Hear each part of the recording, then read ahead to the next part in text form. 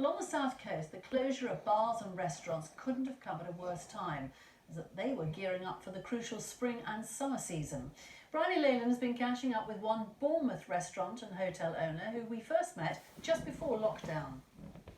Late March, and Mark Cribb was shutting up shop, putting to bed his beloved Urban Reef restaurant in Bournemouth at just the time it should have been waking up for the spring-summer season, the time when seafront businesses like his make their money.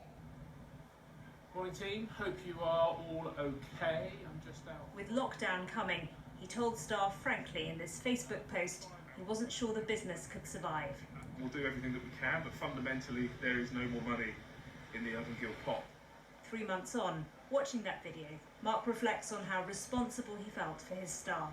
It was an emotional time. We're in the hands of the government because we have no cash, and yeah, that's what I was trying to talk about. It's 100 odd people, and how are they going to pay their rent and feed their kids? There was one couple who I knew, both worked for me. They just had a little baby. He was only sort of 4 weeks old, and they were probably the people that were going through my head when I was thinking about it. So yeah. The furlough scheme has safeguarded the livelihoods of staff for now, and some, like pizza chef Gergo, have returned to run a takeaway and delivery service. On my first day I have to start from 12, but I was here till 9:30. I'm just like looking, okay, how we can start again, how we can manage everything. Yeah, it's a table layout. For Mark, work hasn't stopped as he's trying to save the business, which includes another restaurant and hotel. Not eligible for grants for his restaurants because of their high rateable value, he took out a £300,000 loan to cover costs like rent and utilities. Financially, it probably made more sense just to give the keys back and walk away rather than get a load more debt in the business. But actually, emotionally, the thought of losing 15 or 16 years of your life with a business you've built up and all of those people you work with and employ, I went, you know what, we'll go for it.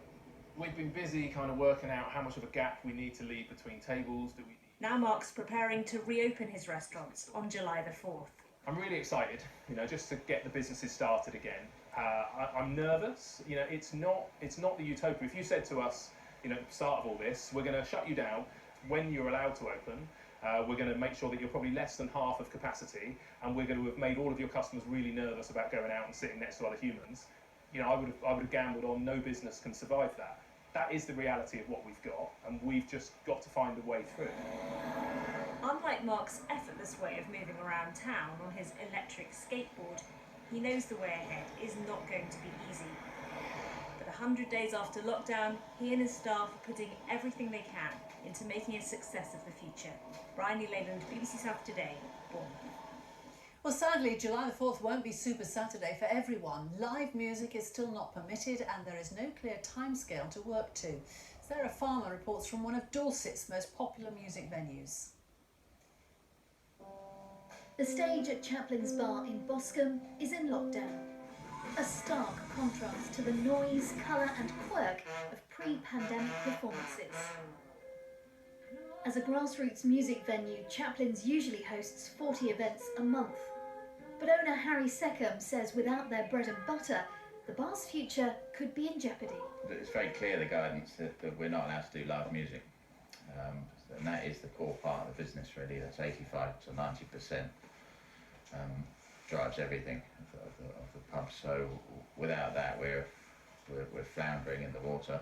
For Harry, reopening on a limited capacity simply wouldn't be feasible. Costs of running £10,000 a week, you know. So when we're running at full till, no matter how deep your pockets are, you've got empty pockets very quickly.